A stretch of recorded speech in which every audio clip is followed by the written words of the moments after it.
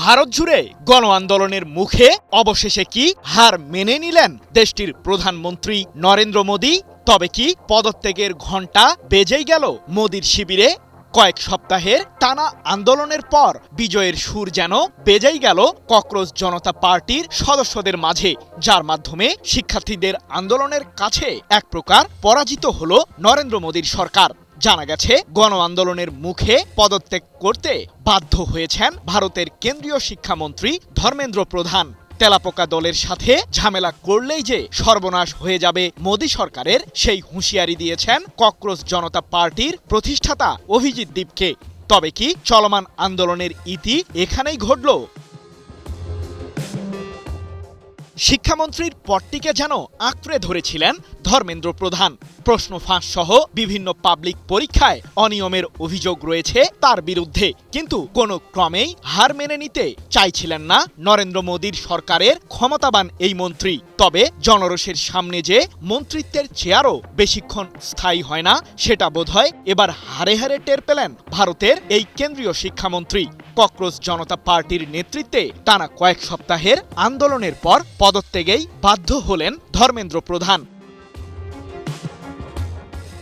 ভারতের প্রধানমন্ত্রী মোদীর কাছে নিজের পদত্যাগ পত্র জমা দেওয়ার পর ধর্মেন্দ্র প্রধান বলেছেন, যন্তর মন্তর এবং সারা দেশে যে পরিস্থিতি তৈরি হয়েছে সেটা বিবেচনায় নিয়েই আমি পদত্যাগপত্র জমা দিয়েছি।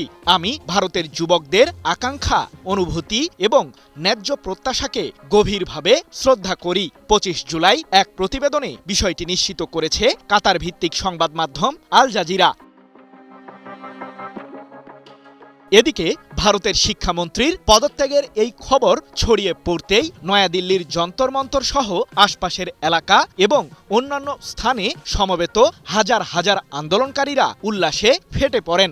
এ সময় যন্তর মন্তরে থাকা ককরোচ জনতা পার্টির অস্থায়ী মঞ্চ থেকে আবেগাপ্লুত হয়ে চিৎকার করে ওঠেন অভিজিৎ দীপকে। আমরা পেরেছি এমনটি জানিয়ে ককরোচ জনতা পার্টির প্রতিষ্ঠাতা বলেছেন, মনে রাখবেন, তেলাপোকা দলের সাথে ঝামেলা করবেন না। তবে আমাদের সংগ্রাম এখানেই শেষ হয়নি।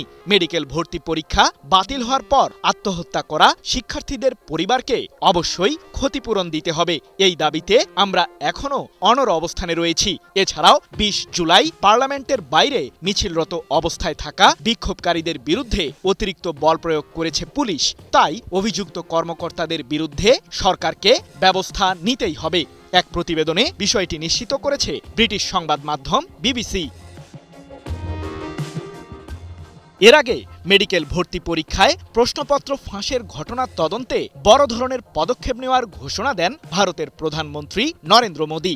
বিভিন্ন ধরনের পাবলিক পরীক্ষায় জালিয়াতির তদন্ত করতে দ্রুত বিচার আদালত চালুর প্রতিশ্রুতি দিয়ে 23 জুলাই নরেন্দ্র মোদী বলেছিলেন, আমাদের যুবকদের কল্যাণ ও ভবিষ্যতের চেয়ে গুরুত্বপূর্ণ আর কিছুই নেই। প্রশ্নপত্র ফাঁসের সাথে জড়িতদের দ্রুত ও কঠোর শাস্তি নিশ্চিত করতে আমরা ফাস্ট ট্র্যাক আদালত স্থাপনের সিদ্ধান্ত নিয়েছি।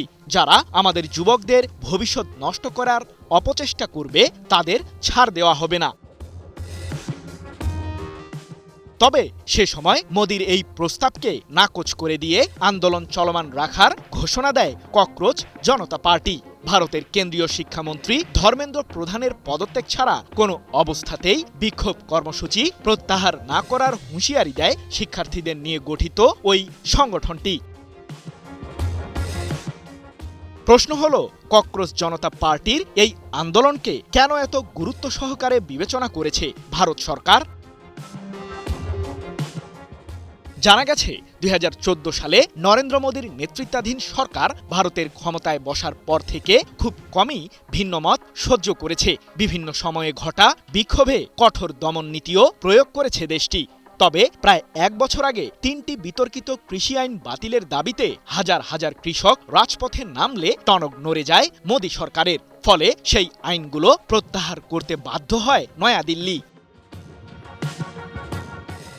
ওই আন্দোলন থেকে শিক্ষা নিয়ে ককরোচ জনতা পার্টির ইস্যুটিকেও বেশ গুরুত্ব সহকারে বিবেচনা করে মোদী সরকার। বিশেষ করে 23 জুলাই দেশটির সংসদ অভিমুখে মিছিলরত অবস্থায় থাকা আন্দোলনকারীদের বিরুদ্ধে পুলিশ কঠোরতা প্রয়োগ করলে বিক্ষোভের গতি ভিন্ন দিকে মোড় নেয়। এরপরই নানান নাটকীয়তা শেষে পদত্যাগ করলেন দেশটির কেন্দ্রীয় শিক্ষামন্ত্রী। সৃজন মাহমুদ, নিউজ 24।